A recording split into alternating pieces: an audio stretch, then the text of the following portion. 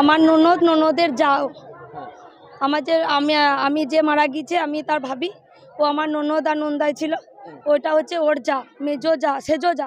কি নাম ওনার? ওনার ডাক নাম স্মৃতি। কেন ওনাকে আটক করলো পুলিশ? কি সন্দেহ করেছে আপনারা কি জানতে পারছেন? আমরা জানতে পারছি ওর সঙ্গে যারা পরিকল্পনা করে মারা হয়েছে ওর সঙ্গে অবৈধ সম্পর্ক ছিল তার।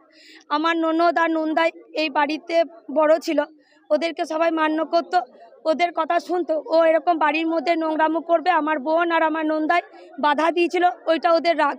কার সঙ্গে মানে এই অবৈধ সম্পর্কের কথা বলছেন, কার সঙ্গে ছিল? ওর নাম কি? চন্দন।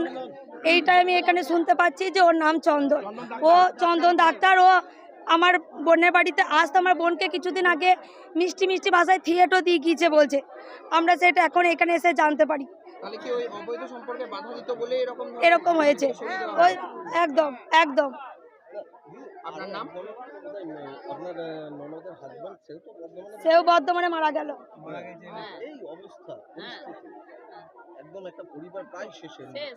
একদম শেষ হয়ে গেল, কিচ্ছু তো না। ওই ছেলেটাকে কি নিয়ে বাঁচবে বলুন তো? আর যারা করেছে এরকম একটা পরিবারকে শেষ করে দিল, তাদেরও এরকম ফাঁসির শাস্তি চাই। আর আমরা সিবিআই তদন্ত চাই, ফরেন্সিক চাই, যত রকম চাই করুন নিয়ে আমাদের যে এই দোষী সকলকে ফাঁসির শাস্তি চাই।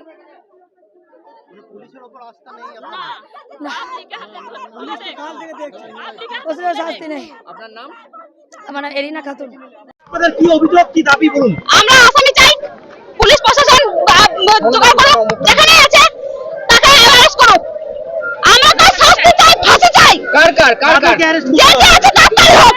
আমি যার যার নাম করবে, একজনকে ধরলে সবাই যাবে, একজনকে একজন আসামি হলে সব আসামি কোটায় ধরা পড়বে। কার বিরুদ্ধে আপনাদের অভিযোগ? কার বিরুদ্ধে? সিটি আর চন্দন কি বলছে? ওই চন্দনকে সিটি আমার দিদির যা। পুলিশের ভূমিকা নিয়ে কি বলবেন? পুলিশ তদন্ত করছে তো কই? 24 ঘন্টা পেরিয়ে গেল এখনো কই? আসামি লোকেশন দেখতে পাচ্ছে, আসামিকে ধরতে পারছে না এখনো। কি দাবি রাখবেন দিদি আপনারা? আমরা আসামি চাই, ফাঁসি হোক আর না হোক মৌলিক হাতে তুলে দেন।